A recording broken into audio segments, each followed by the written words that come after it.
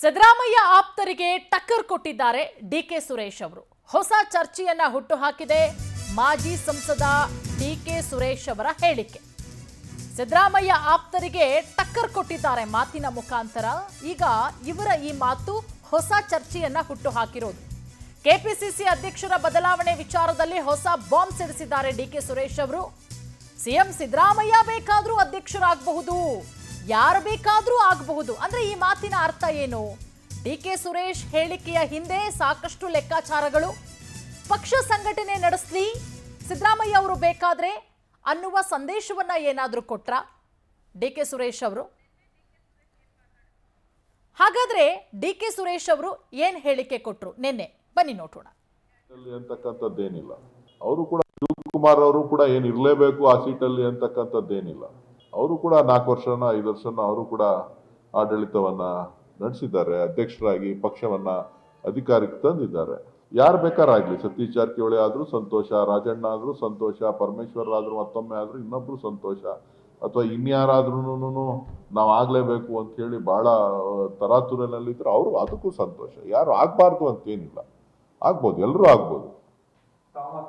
ಪಕ್ಷದ ದೃಷ್ಟಿಯಿಂದ ಪಕ್ಷವನ್ನ ಎಲ್ಲರೂ ಕೂಡ ಒಗ್ಗಟ್ಟಾಗಿ ತೆಗೆದುಕೊಂಡು ಹೋಗ್ಬೇಕಾದಂತ ಜವಾಬ್ದಾರಿ, ಗುರುತರ ಜವಾಬ್ದಾರಿ ಎಲ್ಲ ನಾಯಕರ ಮೇಲಿದೆ. ಸಿದ್ದರಾಮಯ್ಯನವ್ರು ಆಗ್ಬಾರ್ದ? ಸಿದ್ದರಾಮಯ್ಯನವರು ಆಗ್ಬೋದು. ನಾನು ಆಕಾಂಕ್ಷಿ ಅಲ್ಲ ಅಂತ ಹೇಳ್ತಾ ಇದ್ದೀನಿ. ನಾನು ಯಾಕೆ ಆಕಾಂಕ್ಷಿ ಆಗ್ಲಿ? ಶಿವಕುಮಾರ್ ಈ ಬಗ್ಗೆ ಮತ್ತಷ್ಟು ಮಾಹಿತಿ ಕೊಡ್ತಾರೆ ನಮ್ಮ ಪ್ರತಿನಿಧಿ ದೀಪಾ. ಈಗ ನಮ್ಮ ಜೊತೆಗೆ ನೇರ ಸಂಪರ್ಕಕ್ಕೆ ಜಾಯ್ನ್ ಆಗಿದ್ದಾರೆ. ದೀಪಾ, ರಾಜ್ಯ ಕಾಂಗ್ರೆಸ್ನಲ್ಲಿ ಕಳೆದ ಕೆಲ ದಿನಗಳಿಂದ ಒಂದಷ್ಟು ಬೆಳವಣಿಗೆಗಳು ನಾವು ಕೂಡ ಗಮನಿಸ್ತಾ ಇದ್ದೀವಿ, ರಾಜ್ಯದ ಜನ ಕೂಡ ಗಮನಿಸ್ತಾ ಇದ್ದೀವಿ. ಡಿನ್ನರ್ ಪಾಲಿಟಿಕ್ಸ್ ಜೋರಾಗ್ತಾ ಇದೆ. ಈಗ ಡಿಕೆ ಶಿವಕುಮಾರ್ ಅವರಿಗೆ ಪರೋಕ್ಷವಾಗಿ ಟಾಂಗ್ ಕೊಟ್ಟಿದ್ದಾರೆ. ಈಗ ತಾನೇ ಕೇಳಿಸ್ಕೊಂಡ್ವಿ ಪರಮೇಶ್ವರ್ ಅವರು ಏನ್ ಮಾತನಾಡಿದ್ರು ಅಂತ. ಅದೊಂದು ಬೆಳವಣಿಗೆ. ಆದ್ರೆ ಡಿಕೆ ಸುರೇಶ್ ಅವರ ಹೇಳಿಕೆ ಬೇರೆ ಬೇರೆ ರೀತಿಯ ಸಂದೇಶವನ್ನ ರವಾನೆ ಮಾಡ್ತಾ ಇದೆ. ದೀಪಾ, ಪೂರ್ಣಿಮಾ, ನಿಜ. ಈಗ ಅಂದರೆ ಸದ್ಯದ ಮಟ್ಟಿಗೆ ಕೆಪಿಸಿಸಿ ಅಧ್ಯಕ್ಷ ಸ್ಥಾನ ಬದಲಾಗುತ್ತೆ, ಹೊಸ ಸಾರಥಿ ಬರ್ತಾರೆ, ಬದಲಾಗಬೇಕು. ಯಾಕಂದರೆ ಒಬ್ಬರಿಗೆ ಒಂದೇ ಹುದ್ದೆ ಅನ್ನುವಂತಹ ಒಂದಿಷ್ಟು ನಿಯಮಗಳನ್ನ ಇಟ್ಕೊಂಡು ಬದಲಾಗ್ತಾರೆ ಅನ್ನುವಂತಹ ಚರ್ಚೆ ಬೆನ್ನಲ್ಲೇ ಇದೀಗ ಡಿ ಕೆ ಸುರೇಶ್ ಅವರು ಅಣ್ಣನ ಪರ ಬ್ಯಾಟಿಂಗನ್ನು ಮಾಡಿರುವಂತಹದ್ದು.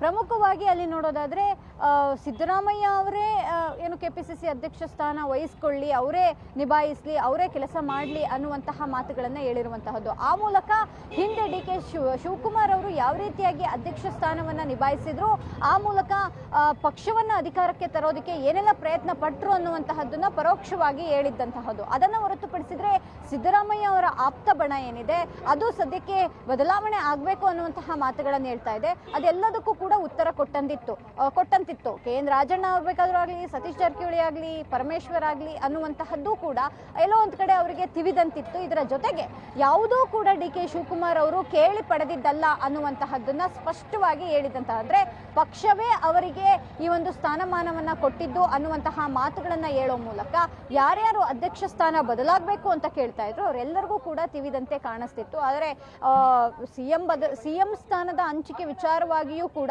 ಎಲ್ಲೋ ಒಂದು ಕಡೆ ಇವರ ಒಂದು ಹೇಳಿಕೆ ಒಂದಿಷ್ಟು ಮಹತ್ವವನ್ನ ಪಡೆದುಕೊಂಡಿದೆ. ಯಾಕಂದ್ರೆ ಕೆಪಿಸಿಸಿ ಅಧ್ಯಕ್ಷ ಸ್ಥಾನ ಬದಲಾದರೆ ಸಿಎಂ ಸ್ಥಾನವೇ ಸಿಗಬೇಕು ಅನ್ನುವಂತಹ ಚರ್ಚೆ ರಾಜಕೀಯ ಪಡಸಾಲೆಯಲ್ಲಿ ಡಿ ಕೆ ಶಿವಕುಮಾರ್ ಅವರ ವಿಚಾರವಾಗಿ ಏನ್ ನಡೀತಿದೆ, ಆ ಬೆನ್ನಲ್ಲೇ ಈ ರೀತಿಯಾದಂತಹ ಒಂದು ಹೇಳಿಕೆ ಮಹತ್ವವನ್ನ ಪಡೆದಿದೆ ಅಂದ್ರೆ ತಪ್ಪಾಗ್ಲಿಕ್ಕಿಲ್ಲ. Purnima, okay, thank you Deepa ತಮ್ಮೆಲ್ಲ ಮಾಹಿತಿಗಾಗಿ.